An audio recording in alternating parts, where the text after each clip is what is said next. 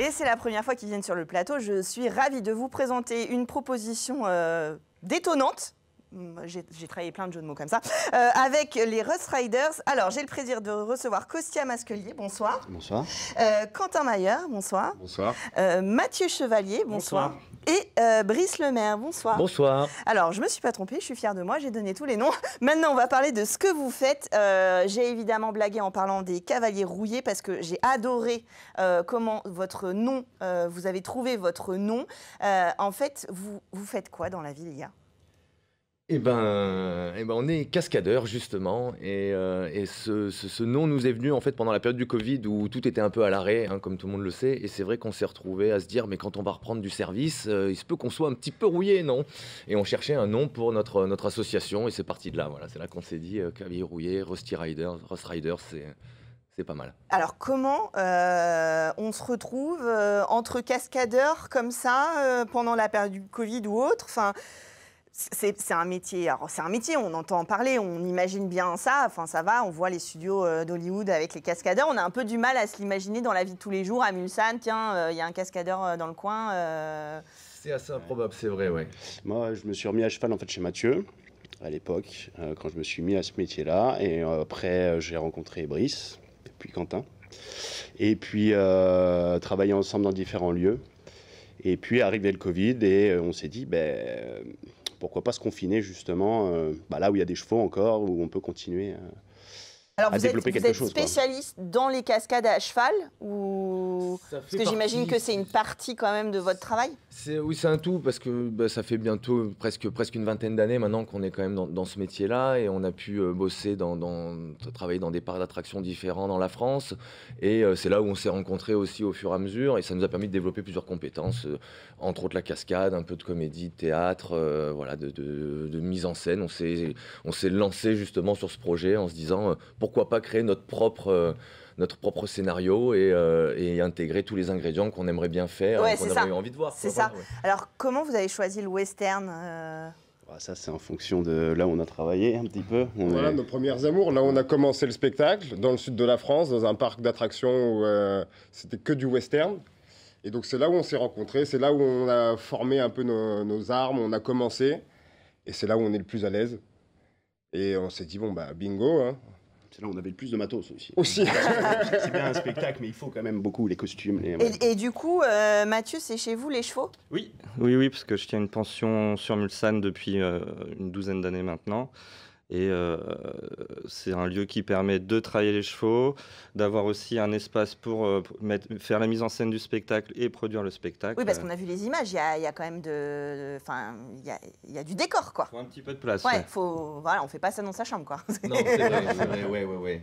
Puis l'avantage, c'est qu'on a vraiment une piste qui est faite pour les chevaux là-bas, et c'est un petit peu le challenge principal quand on veut faire un spectacle à un endroit. C'est quand même ça le premier des prérequis, en fait. S'il n'y a pas la piste pour les chevaux, on va pas, ou même pour nous, pour tout ce qui va être les chutes, on va pas y aller sur du béton. Voilà.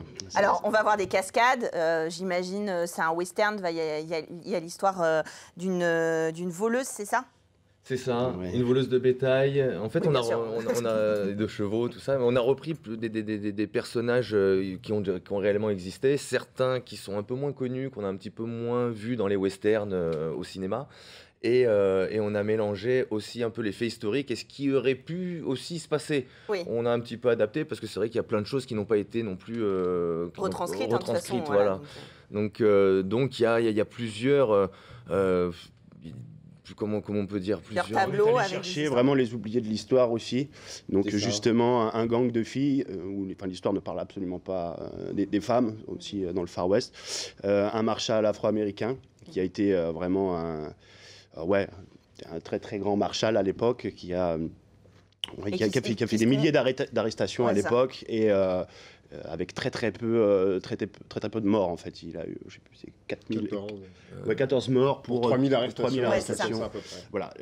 L'histoire n'en parle pas du tout. Voilà, le Ku Klux Klan qui remonte, etc. Donc c'est plein de messages en fait aussi ce spectacle. Alors vous parliez des femmes, vous êtes combien sur scène?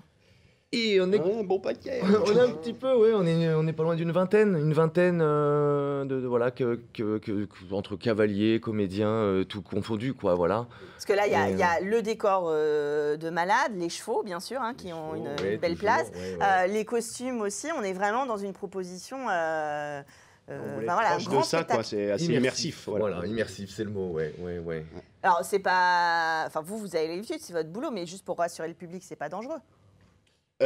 Pour le public. Non, pour le public, c'est pas dangereux. On tire à blanc, on est d'accord. Voilà. On tire à blanc. On tire à blanc, évidemment. Après, bon, il y a toujours, ça fait partie aussi du métier, cette part risque, évidemment. Voilà, on est avec quand même des armes à feu, quand même avec des chevaux, quand même avec beaucoup de monde, des actions qui se passent, beaucoup de choses qui se passent en même temps. Il faut rester éveillé. On s'entraîne pour pas que ça arrive. Oui, c'est ça, c'est votre boulot en même temps de faire ça. C'est comment on caste les chevaux pour un spectacle? C'est des chevaux qui ont l'habitude de faire des cascades. Ça existe, cheval cascadeur? Oui, alors il y a des races qui sont plus adaptées que d'autres pour le spectacle. Après, c'est aussi, mais il n'y a pas de prérequis. Ça va être vraiment le physique de l'animal qui va être adapté et surtout son mental. Donc un cheval va peut-être être magnifique, mais s'il a peur de tout, ça ne collera pas ou ça sera trop compliqué à le préparer. Et après, c'est plusieurs années pour avoir un cheval qui soit prêt à travailler en spectacle. C'est ça, pour ça, c'est que même quand Johnny Depp doit faire une cascade, en fait, c'est vous qui prenez la suite parce que voilà, il va pas. C'est un peu ça, ouais. On nous reconnaît pas. C'est un peu ça. Alors évidemment, là, je faisais référence au cinéma, mais vous le disiez, les parcs d'attractions, le spectacle vivant, en fait. Aussi et presque plus même, c'est ça votre métier? Oui, on a fait plus ça évidemment, dans plusieurs. Ça reprend depuis le Covid. Alors vous avez eu le temps de monter ce spectacle. Là, on va avoir le plaisir. En Sarthe, c'est la première fois qu'on pourra le découvrir. En tout public, oui. En tout public, ouais. Donc je sais pas si je l'ai dit, le 21 et le 21-22 septembre, ouais, c'est ça.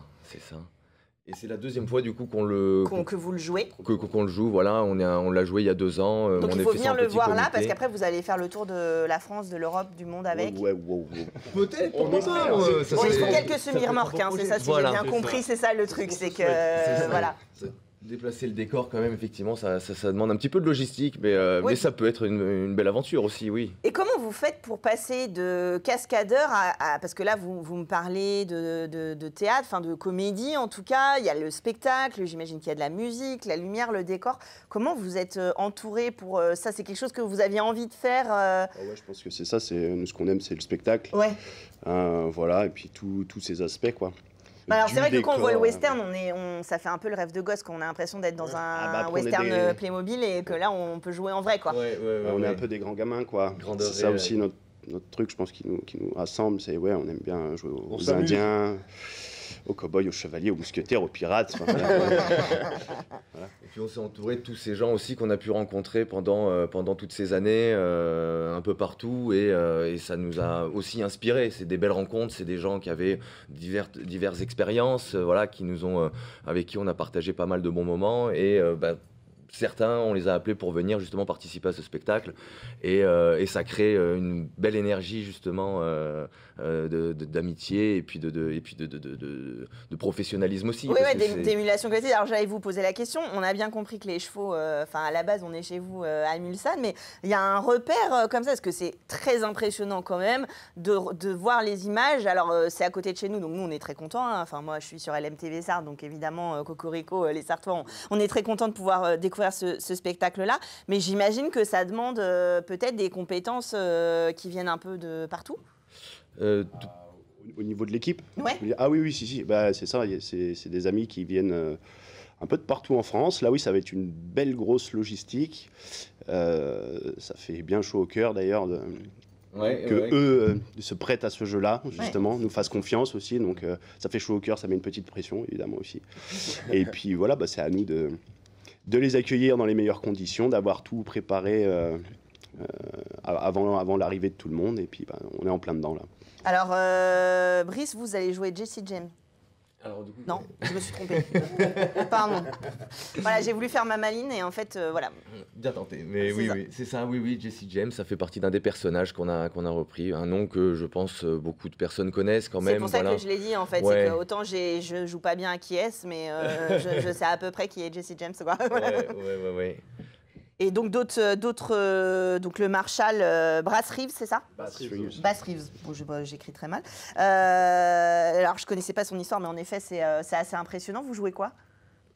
Enfin, moi oui. Ah oui, moi je suis un détective de la Pinkerton Agency, qui est l'ancêtre du FBI, voilà, qui est à la poursuite justement de ce Jesse James.